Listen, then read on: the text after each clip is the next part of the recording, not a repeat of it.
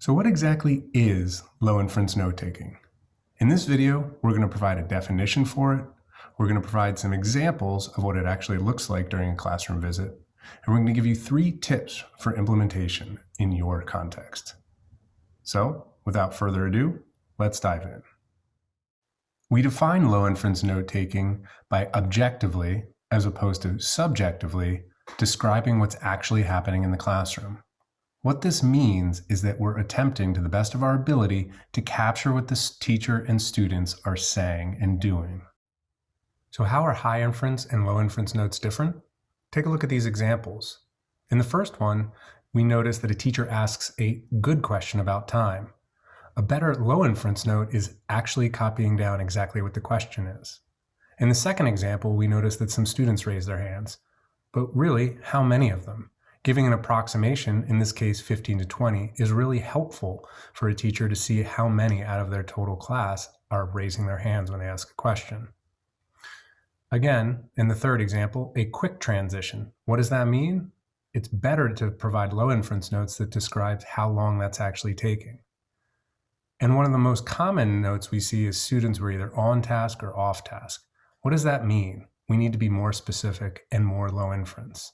So in this case, at least 80% of students were silently reading a handout and writing their answers to 3 questions in their notebook. It's very specific about what the students are doing.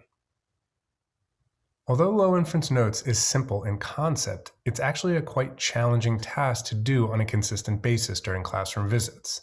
That's why we wanted to include some examples from Mrs. Johnson's middle school math class to give you concrete examples of what low inference notes can look like.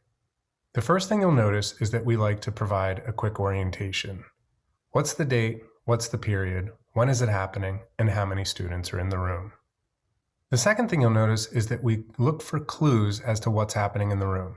In this case, we see PEMDAS review written on the board alongside 4 problems, the first 2 being already solved. And we notice that the teachers at the board and the students are seated at their seats.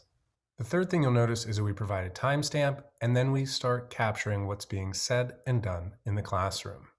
What you'll notice here is the teacher asks a question, a number of students raise their hands, we identify the amount of wait time that's happening, and what the teacher does, and in this case, calling on one of the students that has their hand raised.